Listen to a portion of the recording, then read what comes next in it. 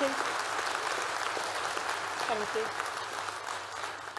I'd like to take this chance to introduce to you the next speaker, who is, well, Jamie described me as phenomenal. Donna is indefatigable. Donna Pickett.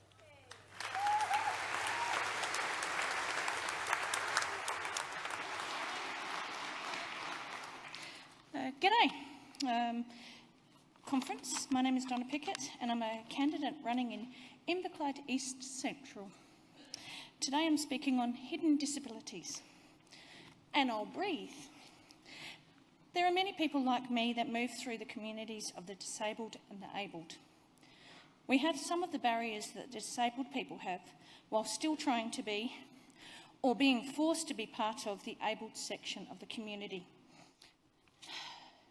I've seen a number of people with hidden disabilities suffer through PIP interviews, watching them leading up to what seems to be an inquisition on their weaknesses. Someone said to me recently, they look for something, anything to refuse you on. When you have a Tory government classing mental health as irrelevant, what hope do we have? Imagine trying to discuss with someone who's already judged you because you've stood up without help or walked 20 feet. It's hard to discuss mental health issues or non-visual disabilities with someone. No one wants to say they have limitations. Why would someone who has no visible disability need to have someone care for them? When their disability is invisible and not measurable by the normal visual aids, then the questions about someone's hidden disabilities can limit or undermine the invisible disabled and their carers. Let's not forget carers, because they are a wonderful group of people giving their time and effort.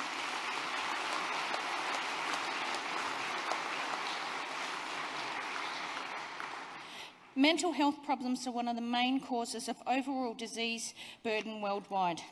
What does that mean to the layperson? It means there's a prevalence of mental health issues with people that have lived with a disability. Britain had 7.8% of people having anxiety or depression in 2015. 1 in 6 adults had a common mental health disorder. In March 2016, there were, and I'm going to get this number right, 246,428 new referrals to mental health and learning disability service providers. Why cutbacks? Shouldn't be cutbacks. Services in my immediate ward are being moved or shut down due to council cuts, leaving vulnerable people in a desperate state. Carer services being cut, leaving people worse off than they were before.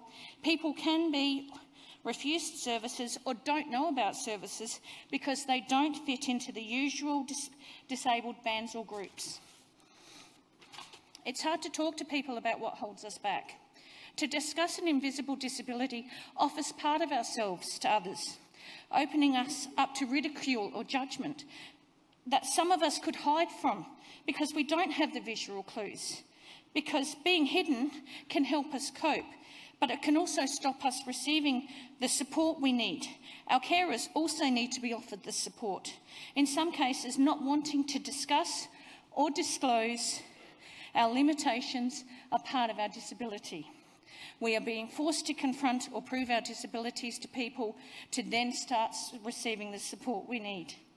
It is my hope that discussions start about ongoing education for the disabled and their carers' needs. That's our rights and services are met without hindrance, and that recognition occurs for the invisible disabled of our community. We may not want our disabilities, but they can't be hidden or ignored either. I'd like to thank you for the offer of speaking, and I would like to introduce Fiona.